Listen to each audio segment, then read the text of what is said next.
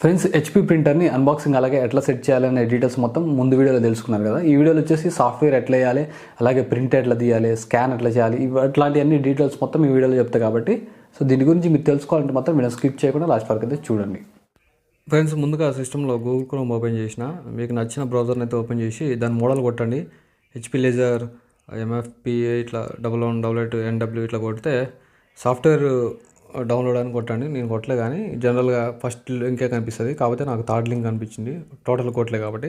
So ఇట్లా సైట్కి అయితే అఫీషియల్ సైట్లకు ఇచ్చినాం హెచ్పీ సంబంధించి. సో ఇక్కడ మన ప్రింటర్ మోడల్ ఏముంది, దాని పక్కనే చూడండి ఇక్కడ కొన్ని ఇక్కడ విండోస్ ఏవే సపోర్ట్ చేస్తున్నాయి అనేది ఇక్కడ తెలుసుకోవచ్చు అనమాట. విండోస్ 10, 11, 7 ఇట్లా ఈ విధంగా మనం సెట్ చేసుకోవాలి. 64, 34 బిట్ అనేది ఇక్కడ సెలెక్ట్ చేసుకొని అప్పుడు మాత్రమే మనం ఈ డ్రైవర్స్ డౌన్లోడ్ చేసుకోవాలి. సో సెలెక్ట్ చేసి ఇక్కడ ఇంటూ మార్క్ కొట్టేసిన. సో కింద డ్రైవర్స్ అని ఉంటుంది, ఆ సెక్షన్లో మీకు ఒకటి కనిపిస్తుంది చూడండి, ఆ మోడల్ తీసుకోండి. అది ఇక్కడ చూడండి, ఇక్కడ 1000 అని ఉన్నది చూడండి ఇక్కడ ప్రింటర్ మోడల్. సో ఇక్కడ ఇవి అన్నిటికీ సెట్ అవుతుంది అనమాట. కాబట్టి ఇది ఒకసారి అయితే మీరు డౌన్లోడ్ చేసుకోండి. ఆల్రెడీ నేను డౌన్లోడ్ చేసిన కాబట్టి సో నేను అది డౌన్లోడ్ చేసింది చూపిస్తాను ఒకసారి. ఇక్కడ చూడండి ఈ విధంగా ఉంది. సో దీని ఏం లేదు, డబుల్ క్లిక్ ఇవ్వండి, లేకపోతే రన్ అని నొక్కినా ఆటోమేటిక్గా వస్తుంది అనమాట. డబుల్ క్లిక్ ఇస్తే ఆటోమేటిక్గా ఇది ఇన్స్టాల్ అవ్వడం స్టార్ట్ అవుతుంది అనమాట. సో ప్రాసెస్ అంత హెవీ గేమ్ కాదు, తక్కువనే 5 మినిట్స్లో అయిపోతుంది. సో ఇట్లా ఈ విధంగా ఇన్స్టాల్ అయిన తర్వాత ఈ విధంగా మన మోడల్ నేమ్ అయితే పైన ఉందా లేదా ఒకసారి చూసుకోండి, ఖచ్చితంగా ఉంటుంది. సో తర్వాత నెక్స్ట్ కొట్టినాక ఇక్కడ 2 చెక్ బాక్స్ని ఓకే చేసి నెక్స్ట్ బటన్ కొట్టండి. ఇక్కడ మీకు 3 అడుగుతుంది. ఇక్కడ USB అంటే మనం వాళ్ళు కేబుల్ ఇచ్చారు కదా, ఆ కేబుల్తో కనెక్ట్ చేసుకోవాలా, లేకపోతే ల్యాన్ అని ఉంటుంది అనమాట కేబుల్ది.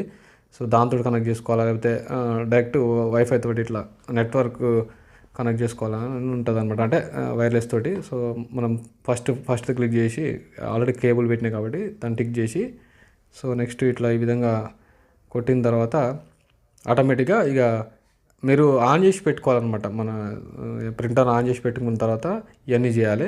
సో చూడండి ఇక్కడ మనకు ఆటోమేటిక్గా డిఫాల్ట్గా వచ్చినాయి, ఉంచుకోండి. కావాలనుకుంటే అవి కూడా క్లిక్ చేసి ఈ విధంగా అడ్వాన్స్డ్ కావాలంటే ఒకసారి చెక్ చేసుకోండి. నెక్స్ట్ బటన్ కొట్టగానే ఆటోమేటిక్గా మీరు ఏమేమి సెలెక్ట్ చేసారో ఆ డ్రైవర్స్ అనేవి ఇన్స్టాల్ అయిపోతాయి అనమాట. సో నాకు తెలిసి డిఫాల్ట్గా ఉన్నాయే సెలెక్ట్ చేస్తే బెటరు. సో ఇలా అయిపోయిన తర్వాత ఒక్కొక్కటి ఇన్స్టాల్ అవుతుంటాయి అనమాట. సో ఇన్స్టాలేషన్కి ఒక 2-3 మినిట్స్ టైం ఏమో తీసుకుంటుంది. హెచ్పీ స్మార్ట్ యాప్ అనే ఒకటి ఉంటుంది అనమాట. సో ఆ యాప్కి సంబంధించి డీటెయిల్గా ఎక్స్ప్లెయిన్ చేయాలంటే ఇంకో వీడియో చేస్తా, ఒకసారి కావాలంటే మాత్రం కామెంట్ సెక్షన్లో కామెంట్ చేయండి. సో నేను కంపల్సరీ చేస్తాను అనమాట. అవి 100% 3 డౌన్లోడ్ అయిన తర్వాత ఈ విధంగా క్లిక్ చేసి లాస్ట్కి ఈ విధంగా ఫినిష్ ఇట్లా కొడితే ఆటోమేటిక్గా డ్రైవర్స్ అనేవి ఇన్స్టాల్ అయిపోతాయి అనమాట. కావాలంటే ఒకసారి రీస్టార్ట్ చేసుకోండి సిస్టమ్. తర్వాత కంట్రోల్ ప్యానల్లో ఇక్కడ చూడండి ప్రింటర్స్ హార్డ్వేర్ ఈ విధంగా కనిపిస్తున్నాయి కదా, దాంట్లో పోతే మన ప్రింటర్ అనేది ఇక్కడ కనిపిస్తుంది. ఆటోమేటిక్గా నేను డిఫాల్ట్ ఆల్రెడీ సెట్ చేసిన కాబట్టి మళ్ళీ కావాలంటే డిఫాల్ట్ ఈ విధంగా డిఫాల్ట్గా ఉంచుకోండి, ఓకేనా. తర్వాత దీని ప్రాపర్టీస్ ఒకసారి వెళ్ళండి. ప్రాపర్టీస్లో క్లిక్ చేయగానే మనం పేజ్ సెటప్ అవన్నీ ఉంటాయి కదా టోటల్గా. సో మనం అక్కడైతే సెట్ చేసుకోవచ్చు అనమాట.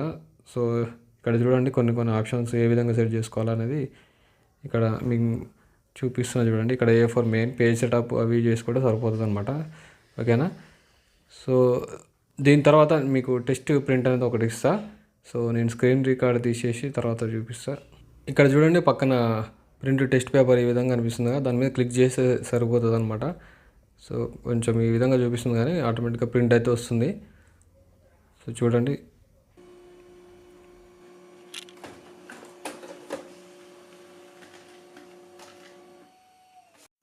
పేజ్ ప్రింట్ క్వాలిటీ అయితే బాగుంది. సో కొత్త ప్రింటర్లు కాబట్టి అన్నట్లనే ఉంటాయి అనుకోండి. సో ఈ విధంగా టెస్ట్ ఈ విధంగా చేసినాం. పైన స్కాన్ ఏ విధంగా చేయాలనేది కూడా ఒకసారి అయితే చూపిస్తా. అదే పేపర్ పైన పెట్టేసి దీని అయితే క్లోజ్ చేస్తున్నా. అది క్లోజ్ చేయట్లేదు, ఎందుకంటే దాంట్లో ఒక లైటింగ్ అనేది వస్తుంది స్కాన్ అయ్యేటప్పుడు, అది కూడా చూపించాలన్నట్టు అట్లా ఆ విధంగా అయితే ఉంచిన. సో ఇక్కడ చూడండి, ఇక్కడ మనకి డైరెక్ట్ చూడండి స్కాన్ అనేది ఒకటి కనిపిస్తుంది.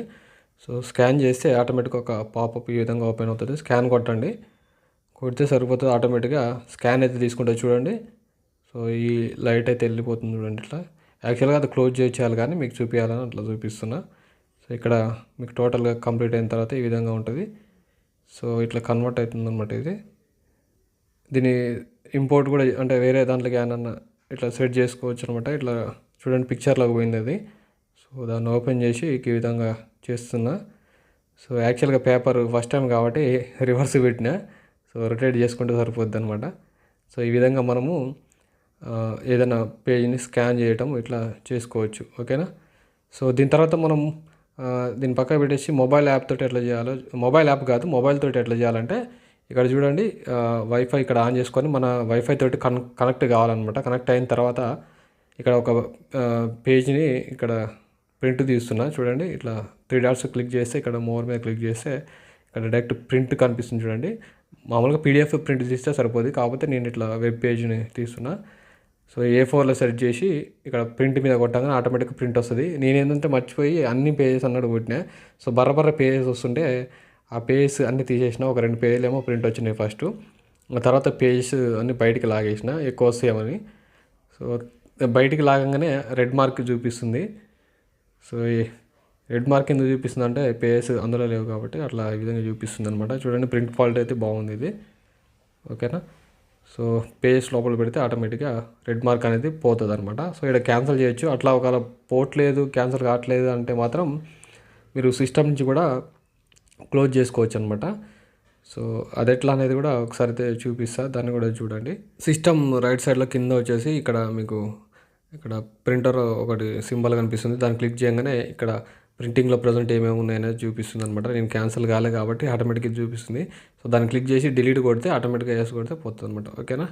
సో ఈ వీడియో అయితే మీకు నచ్చింది అనుకుంటున్నాను. నచ్చితే లైక్ చేసి సబ్స్క్రైబ్ చేయండి. Thank you.